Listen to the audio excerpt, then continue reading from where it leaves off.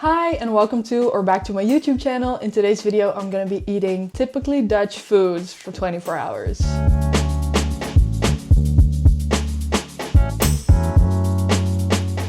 If you're new here, hi, my name is Rosa. I am Dutch. I was born and raised in the Netherlands and I'm currently living in Miami with my husband for his job. We are currently in the Netherlands to be with our family and friends for the holidays. We're gonna go back to Miami in a couple days, but for now, I want to thoroughly enjoy the Dutch cuisine. As long as I can. So I thought it would be fun to do a little video where for 24 hours I only eat Dutch foods. And over the last week and a half, I've already been having a lot of typically Dutch food and filming it to include it in this video because I couldn't possibly eat everything today. Well, I could try, but I thought it would be fun to include some bits from that as well. Yeah, let's get into it. So this morning, my breakfast was very typically Dutch. It was 2 pieces of bread. So we call a slice of bread a boterham. So I had 2 boterhammen. I ate one with butter and cheese. Very Dutch as well, cheese. So the first piece of bread I'm gonna make is gonna be with cheese, very typically Dutch. So I have this belegen cheese, which means it's a little bit older, but it's still pretty young. It's not very ripe. And then of course you gotta get the kaasschaaf. This is not my favorite, this is not my favorite. It was in the dishwasher. Wow, this is the best kaasschaaf in the world. If you ever need a recommendation. Freaking love cheese. Never beating the Dutch girl allegations. There you go. And I had one with hagelslag, which are chocolate sprinkles. Now, I think it's important to note that hagelslag are not your typically chocolate, like waxy, sugary chocolate sprinkles you find on cupcakes. They actually are, yeah, they're very nice. They come in all kinds of flavors. So you have milk chocolate sprinkles, dark chocolate sprinkles. For my second piece of bread, we have a couple options. So a classic, of course, would be hagelslag. I'm more of a milk chocolate sprinkle kind of gal, but there's also dark chocolate and a bunch of other things that are called vlokken, chocoladevlokken. So those are chocolate flakes. And they are, as you might imagine, a little bit bigger pieces of chocolate that you can also put on your bread. And they also come in like white chocolate, milk chocolate, dark chocolate. And my favorite vlokken are the ones that are typically marketed to kids. They're called like tijgervlokken or zebravlokken or krokodillenvlokken, I think. And they are these milk chocolate flakes that have little white chocolate characters in the box. So you will get like a little piece of colored white chocolate that is shaped like either a tiger, a zebra, or a crocodile or stuff like that. Those are really good. And then also typically for on bread, there's schuddebuikjes, which are little pieces of speculaas. They're a bit like gingerbread spices, but a little different, but similar. And schuddebuikjes are like tiny little speculaas cookies. It's so good. My other option today are schuddebuikjes. They're actually little versions of like these speculaasjes, so you can throw them on your piece of toast like that. But because this is a classic Dutch food video and this is definitely a classic, I'm gonna go for milk chocolate sprinkles. And you can't be stingy with it. It has to be a good layer. As we like to say, eet smakelijk. There's also other kinds of hagelslag, for example, fruithagel, which is just pure sugar. So you can also put that on your bread. It's great, it's so good. Especially when you have like a white piece of bread and you butter it and then you put a bunch of hagelslag, any kind, and then fold it over. And then take a bite from the folded part. So good, so nostalgic. So, in any case, that was my breakfast. Since then, I've been to the gym. I'm now back. It's time for lunch. And I'm very excited because we're gonna be making pannekoeken, which are pancakes. Dutch people eat pancakes for any meal. Like, it doesn't matter if it's breakfast, lunch, or dinner, we will eat pannekoeken. Like, I remember specifically eating pannekoeken a lot for dinner when I was younger. Specifically, my favorite pancakes, which are spekapple pannekoeken. So those are pancakes with like bacon and apple. So good. And then of course you have to put a bunch of powdered sugar on there, roll it up, eat it. It's so good. And I'm very excited about it. I haven't had those in a long while. There's actually another video I filmed when I was in the Netherlands a while back where I also eat spekapple pannekoeken with him because my dad makes the best spekapple pannekoeken. So I'm very excited about it. Let's go bake some spekapple pannekoeken.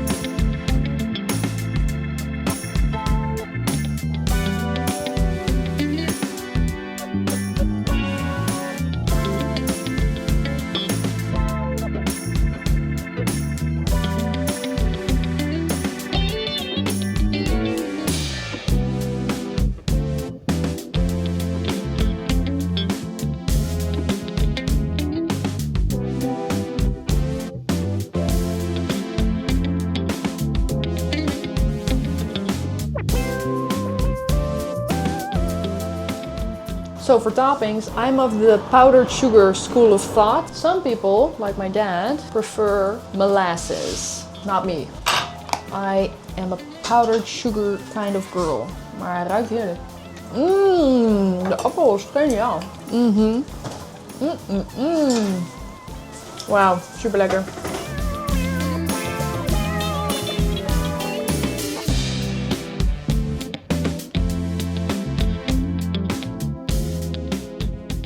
Hi, it's Editing Rosa live from Miami. I thought it would be still fun to include some typically Dutch things that I ate while I was in the Netherlands. So let's get into it. First thing, one night we went out for dinner with some of our best friends in Amsterdam. We went to Loetje. Loetje is a steak restaurant. It's like a chain restaurant in the Netherlands where you can eat their classic steak with fries and you get white sandwich bread. In the Netherlands we call it casino brood. So casino bread, this super white, fluffy, no fiber sandwich bread. It's delicious, it's great. And you take the bread, rip it into pieces, and then you drag it through your gravy and then you eat it that way. And it's so delicious. My mouth is starting to water just thinking about it. Anyway, I definitely enjoyed that. But the very typically Dutch thing that I ate on that night was actually bitterballen. So bitterballen are these little deep fried balls of beef ragu or like stew. It's so good. It's similar to what we call a croquette, so that's more similar to something that is also called like croquetas in different cuisines.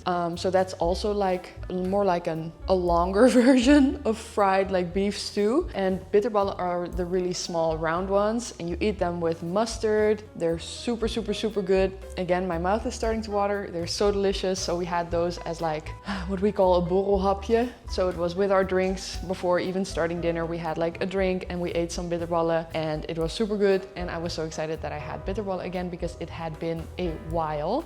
The bitterballen that they serve at Loetje were very good and super hot, like so fresh from the deep fryer. They were scorching hot. And that's exactly how you want them to be. And they were delicious. And I had a great time eating them.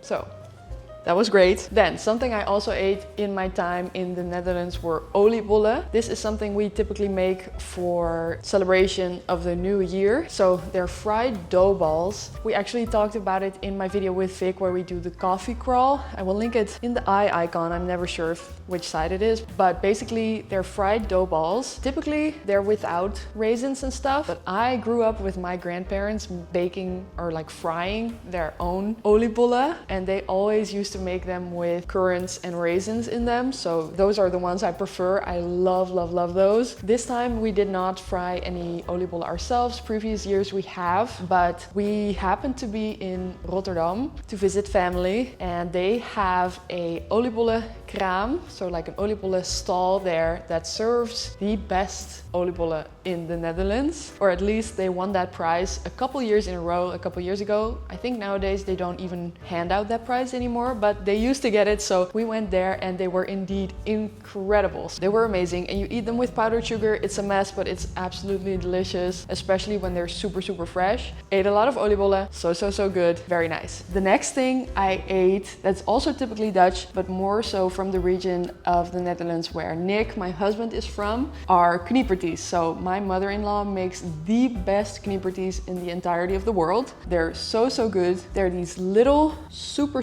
thin waffles. They're like comparable to the waffle of an ice cream cone, but they're first of all way more delicious and second of all way more crispy and of course super fresh. She makes the dough herself, she bakes them herself. They're absolutely incredible. They're so good. And then she rolls these little waffles into a little roll that you can then fill with whipped cream. And that's also something you typically eat for like the transition into the new year and celebrating the past year. She gave us 2 boxes of Knieperties to take home to my parents and we enjoyed them to the fullest. They are so good. And now it's time for dinner and I asked my dad to make something that is super typically Dutch for dinner. Also, he makes the best version of this, so that's why I was very thankful that he was willing to make it for me. We ate Boerenkoolstampot. So Dutch dinner is typically something what we refer to as AGV, so AGV, and it means aardappel, groente, vlees. So potato, vegetables, and meat. Usually that looks like boiled potatoes with some type of vegetable and some type of meat. But one thing that we are also very good at is making a stampot. So that's basically a mash. So Boerenkoolstampot is kale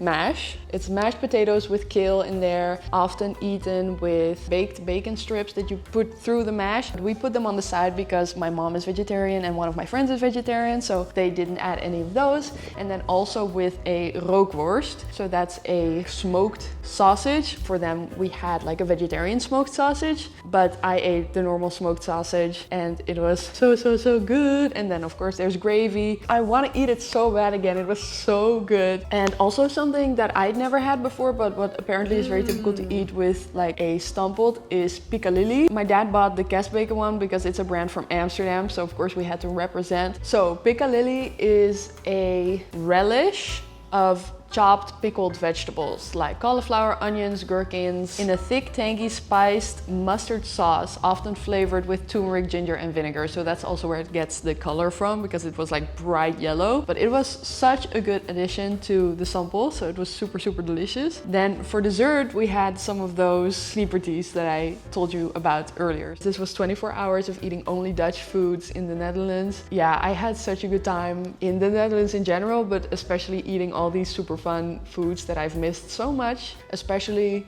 because I eat all these things with my friends, with my family. Like that's definitely part of the enjoyment of it, is getting to indulge in these delicious, like nostalgic foods with my friends and my family and my loved ones. So yeah, I had such a great time. I hope you enjoyed this video. I hope it gave you a little insight in what we typically eat. It's definitely different from what I eat here day to day, and it's definitely not what all the Dutch people eat all day, every day. Like a lot of different cuisines have reached the Netherlands, but I thought it would be fun to make a little video about like super typically Dutch foods that still are quite popular in the Netherlands. So yeah, I hope you enjoyed. If you did like this video, please don't forget to like and leave your thoughts in the comments down below. If you're not already, please consider subscribing to stay tuned for my future videos, and I hope to see you in my next one.